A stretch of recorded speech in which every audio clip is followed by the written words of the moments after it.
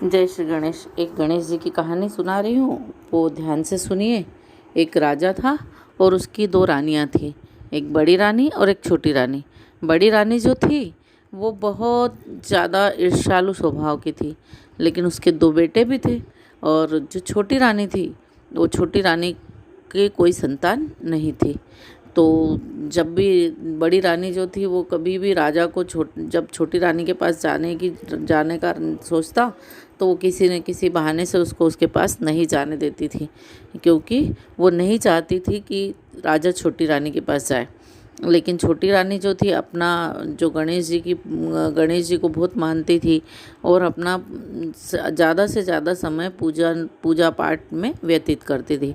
लेकिन एक दिन क्या हुआ कि राजा बाहर जा रहा था, तो राजा ने पूछा कि लाओ, मैं बड़ी रानी के पास सबसे पहले गया। फिर रानी से पूछा, आपके लिए मैं बाहर से क्या लाऊं, जा रहा हूं बाहर।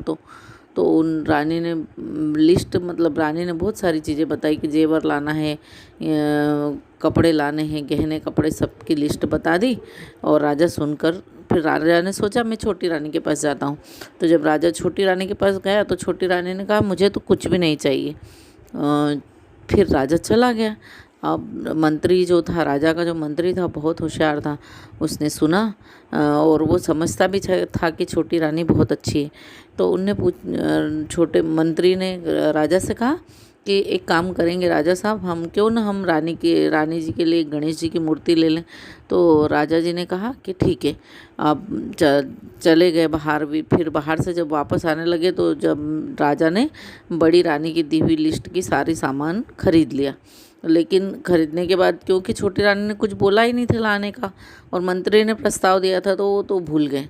अब जब रास्ते में आ रहे थे तो रास्ते में आते समय उन्होंने मंत्री से कहा कि अरे मैं तो भूल गया, रानी के लिए सामान लेना तो हम भूल ही गए। तो उन्होंने फिर इतना सोचते ही हैं कि एक आदमी उनको दिखाई देता रास्ते में, जिसके पास सब भगवानों की मूर्तियाँ होती है। तो उन मूर्तियों को देखकर जो है वो मूर्तियों को देखते हैं और फिर मूर्तियों को देखने के बाद वो गणेश जी की एक मूर्ति मंत्री जो है वो खरीद लेते हैं छोटी रानी के लिए। लेकिन जब घर जाते हैं तो छोटी रानी ने उस मूर्ति को घर में रखा, मतलब महल में रखा, और पूजा पाठ करने लगी। तो जब जैसे ही पूजा पाठ करने लगी, तो जैसे जैसे पूजा पाठ होती, गणेश भगवान की पूजा करती थी वो, तो सब राजा का सब कुछ अच्छा होने लगा। जो अड़ोस पड़ोस के राज्य थे वो कि उनके जो राजा थे वो भी उनसे मैत्री करने के लिए हाथ बढ़ाने लगे, और साथ में वहाँ पर वर्षा अच्छी हुई, फसल अच्छी हुई। तो राजा का तो बहुत नाम होने लगा। यह देखकर बड़ी रानी को जो था वो बहुत अच्छा नहीं लगा। बड़ी रानी ने सोचा जब से ये मूर्ति आई है तब से ये सब कुछ होने लगा है, तो क्यों न मैं इसकी मूर्ति ही उठाकर फेंक दूँ। तो उसने क्या करा, मूर्ति उठाई और कुएं के अंदर डाल दी। अब रातों रात जब कुएं के अंदर डाल दी तो कुएं में से एक झाड़ निकला, एक पेड़ बड़ा सा निकला, और उस पेड़ पे एक सोने का फूल लगा हुआ था। तो सबने देखा सवेरे सवेरे, तो सबको बहुत आश्चर्य हुआ। सबने सोचा अब क्या करें। तो हर व्यक्ति ये चाहता था कि उस फूल को तोड़ ले, लेकिन किसी से भी नहीं टूटा। रानी ने देखा, राजा ने देखा, मंत्री ने देखा, सब ने देखा। फिर छोटी रानी को बुलाया, तो लेकिन जैसे ही छोटी रानी उसने अपना पल्लू आगे किया तो फूल अपने आप गिरकर छोटी रानी के खोले में आ गया। तो इतना देखते ही सबको आश्चर्यचकित होने लगा और वो गणेश जी की मूर्ति बन गया। अब गणेश जी की मूर्ति बन गया तो राजा ने जैसे ही देखा तो राजा को लगा, अरे ये तो वही गणेश जी की मूर्ति है जो मैं लाया था।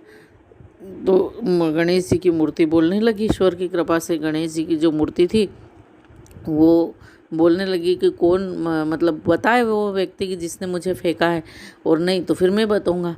तो बड़ी रानी तो अपने आप सकुचा गई, लेकिन कुछ बोली नहीं, राजा के डर से। तो क्या हुआ कि फिर सब लोग उस कुएं में जैसे ही देखा तो गणेश जी की कृपा से कुएं की पानी में वो परछाई दिख रही थी, जिस तरह से रानी ने गणेश जी को उठा के फेंका था। अब इतने के बाद तो राजा को पता चल गया कि गणेश जी की मूर्ति जो थी वो नहीं फेंकी थी। और इसी बीच में जो रानी थी, छोटी रानी, वो गर्भवती भी हो गई थी। तो वो तो उसको बिल्कुल भी पसंद नहीं आता था बड़ी रानी को। तो फिर क्या हुआ कि राजा को जब पता पड़ा कि ये बड़ी रानी ने इस तरह किया है, तो राजा ने बड़ी रानी को जो उसके राज्य के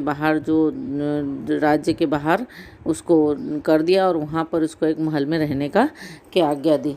तो जैसे गणेश भगवान छोटी रानी को अच्छे तरह से फलीभूत हुए, उस तरह से सबको फलीभूत हो। जय गणेश जय गणेश जय गणेश। और बड़ी रानी को ऐसे किसी का न हो, कहने सुनने वाले सभी का को मनवांछित फल मिले। जय श्री गणेश।